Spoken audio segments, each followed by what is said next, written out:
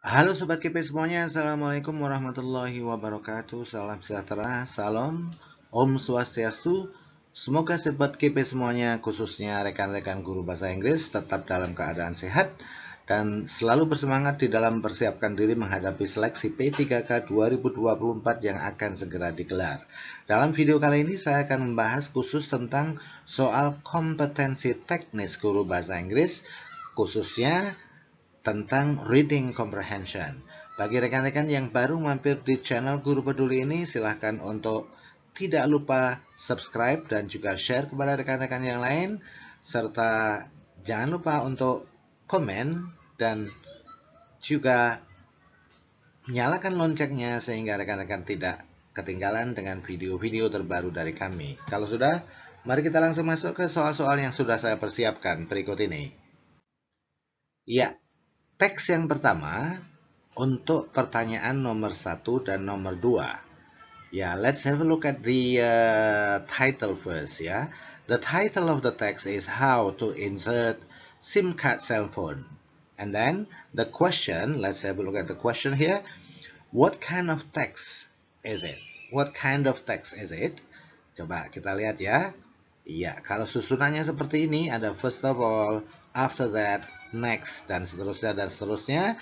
Ini namanya adalah procedure text. So, the best answer to the question number 1 is delta, procedure text. Selesai rekan-rekan semuanya? Okay, let's go straight to the next question, number 2. Yeah. The next question is, which statement is not true according to the text here? Kita harus meneliti satu-satu ya. Kita lihat. Statement A, is it true or not according to the text? Cell phone cannot work without SIM card. Kita lihat di sini. This device cannot work until this SIM card is inserted. It means that cell phone atau this device cannot work without SIM card. So, statement A is correct atau right according to the text. Okay, now statement B. You must remove the battery before putting SIM card into the slot. Kita lihat, kita cari kata remove the battery. Okay, oh ini di bullet point 2 ya. After that, push 2 catches in the opposite direction and remove the battery. Next, slide the SIM card carefully into the slot. So it means that statement number 2 is also right based on the text. Now look at the next question, number 3, C. Yeah? You have to make sure that the golden connection are facing to the connector of the phone. Is this correct? Ya, kita lihat ya. Ya, ini ada ya bullet point number 3. Make sure that the golden connect arson are facing to the connector of the phone. So statement C is also right. Now let's have a look. Oh, so it means that statement D is, kita cek apakah benar atau tidak. You can insert the SIM card while it is on. Kita lihat. Apakah ini benar? Ternyata tidak ya, karena di sini ada pernyataan make sure atau when inserting the SIM card to a cell phone, you should make sure that the cell phone has been switched off and you should follow the instruction below. It means that the correct answer to question number 2 is delta. Okay. Selesai rekan-rekan semuanya, let's go to the next text. Okay, it is a bit longer than the previous text. Kita lihat ya. Kita baca dulu pertanyaannya ya. This text is for questions number 3 until number 5 if I'm not mistaken ya. Kita lihat. What does the text above mainly discuss?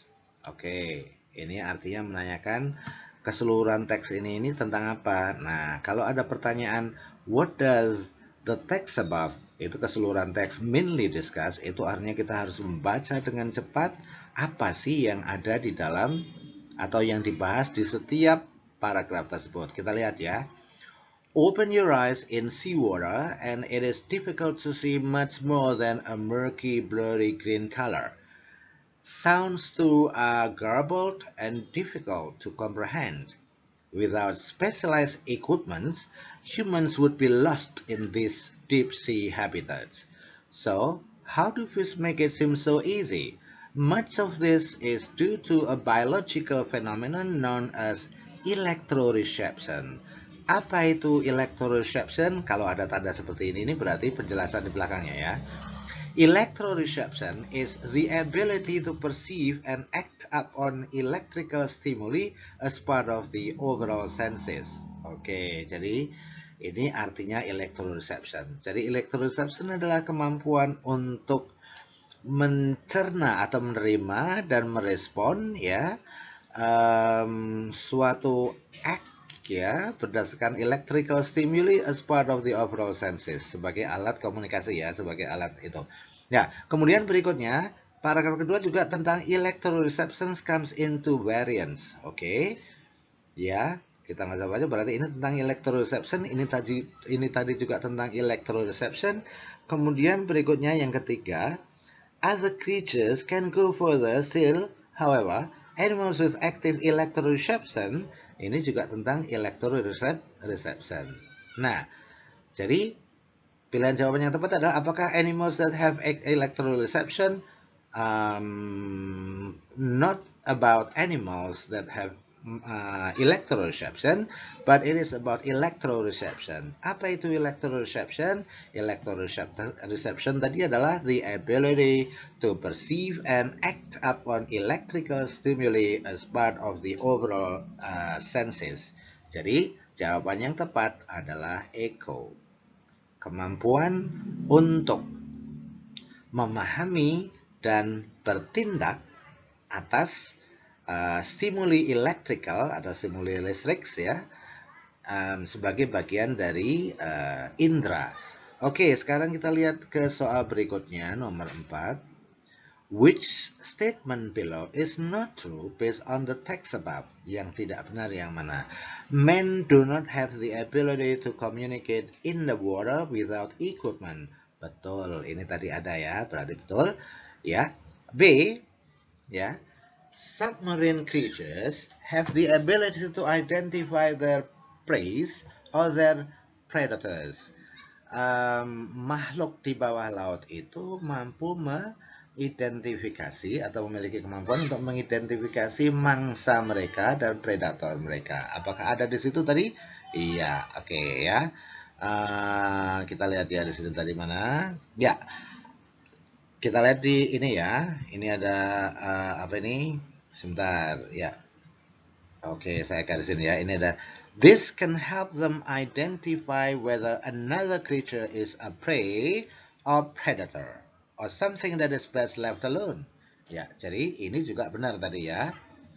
Kemudian B juga benar. Sekarang ini tadi A benar juga ya. Sekarang C, all animals have electrician. Apakah ini benar? Oh tidak, karena apa? Tidak semua animals itu have electroreception. Jadi yang kurang tepat adalah C, sudah ketahuan di sini ya. Kenapa? Karena electroreception itu hanya dimiliki oleh submarine creatures ya. And not all submarine creatures have that one. Oke, jadi jawaban yang tepat adalah Charlie. Okay, let's go to the next question, number 5. Before we go further, I will erase this one first. Yeah, let's have a look at the question number 5 here. The best restatement for the sentence animals with active electroreception. Kita lihat ini ya. Ya, oke. Restatement itu adalah paraphrase ya, atau mengungkapkan ulang suatu kalimat tanpa mengubah artinya. Ya, kira-kira yang artinya sama dengan animals with active electroreception possess bodily organs that generate special electric signals. Yang mana? Animals who have, ini salah ya. Kenapa? Karena animals itu kita tidak memakai who. Ini salah. Animals that have electroreception can produce special electric signals from their bodies. Yeah, I think the best answer to the question here is B. Karena B sudah menjawab, jadi kita tidak usah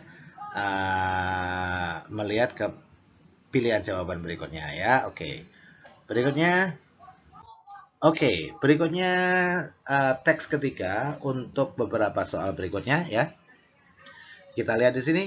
Which of the following is not true about systolic blood pressure?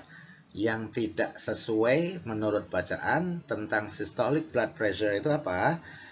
It is taken during the contraction of the heart. Kita lihat ya. Systolic pressure is taken when the heart is contracting to pump blood. Oke. Ya, berarti taken during the contraction of the heart. Betul ya. Karena when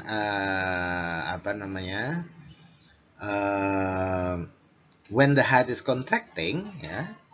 Ini tadi during the contractions of the heart itu adalah when the heart is contracting ya. Jadi benar ya, A benar, kemudian B-nya, it is usually given first in the blood pressure reading. Ya, biasanya diberikan yang pertama ya, atau dibaca duluan sebelum yang lain. Kita lihat di sini apa? In the usual blood pressure reading, the systolic measurement is given first. Nah, ini diberikan dulu. Oke. Berikutnya, a normal systolic measurement is 120 up to 140. Normal blood pressure is a systolic measurement ini ya, 120 and 140. Oke, berarti benar juga. So, yang tidak sesuai berarti delta. Hypertension exists when the systolic pressure is below 140. Salah, karena hypertension itu adalah systolic pressure between 140 and 160. Jadi jawaban yang tepat untuk pertanyaan ini adalah delta. Oke. Berikutnya, iya, sebelum saya lanjutkan, saya hapus dulu coret-coretannya. Oke. Kita lihat berikutnya. Which of the following is not stated about this diastolic pressure? Yang tidak disebutkan tentang diastolic blood pressure adalah, oke, kita lihat. It is one of the components of blood pressure measurement. Apakah ini adalah salah satu komponen dari pengukuran tekanan darah? Iya, oke. Karena ada systolic and ada diastolic. Jadi ini adalah one of the two components. Benar ya? Jadi jawaban alfa benar. Kemudian it is taken when the heart is resting. Benar juga ya. Kenapa? Diastolic pressure is taken when the heart is resting. Ini ya. Oke, berarti benar. Oke, kemudian it is lower than systolic pressure. Apakah ini benar? Given a normal blood pressure is systolic measurement mana tadi? When the systolic pressure is higher, then hypertension exists. Systolic, oh iya, ini juga benar ya. Diastolic is lower than systolic pressure. Okay. A diastolic measurement of 140 is normal. Oke. Kalau 140 normal nggak? Iya, oke. Jadi yang benar untuk soal ini adalah, maksud saya yang tidak sesuai dengan teks adalah atau tidak disebutkan di dalam teks adalah diastolic measurement of 140 is normal. Oke, ya, tidak disebutkan di situ. Oke, berikutnya soal nomor 8. Let's clean up the What is the topic of the text above? Kira-kira soal ini tentang apa? Apakah the causes of hypertension, the systolic measurement, or the diastolic measurement, or the components of blood pressure measurement? Iya, menurut saya jawaban yang paling tepat dari seluruh bacaan tadi kan it is talking about the components of blood pressure measurement. Apa saja tadi? Systolic and diastolic. So the best answer to the question here is number 8 here is delta. Oke. Ya, berikutnya reading text 4. Ya, untuk beberapa soal berikutnya, ya, ini tentang Tanjung Puding National Park. Salah satu taman yang ada di Sentral Kalimantan. Oke, kita lihat. What type of the text is the above passage? kira-kira tiga atau teks ini apakah prescriptive text atau recount text atau descriptive text atau narrative text atau report text? Iya, yang tepat adalah this text is describing what? Describing what Tanjung Puding National Park is like. Jadi jawabannya adalah descriptive text. Oke. Berikutnya soal nomor 10. What is the purpose of the text about? Kira-kira tujuannya apa ini? The purpose of this text is, tadi kan descriptive ya, berarti itu describe Tanjung Puting National Park. Oke. Berikutnya, which statement is not true based on the paragraph above ya? Tanjung Puting National Park is a tourism destination in South Kalimantan. Is it right in South Kalimantan? Oh no, it is in Central Kalimantan. Jadi jawaban yang tidak sesuai itu sudah ketemu ya, ada di A.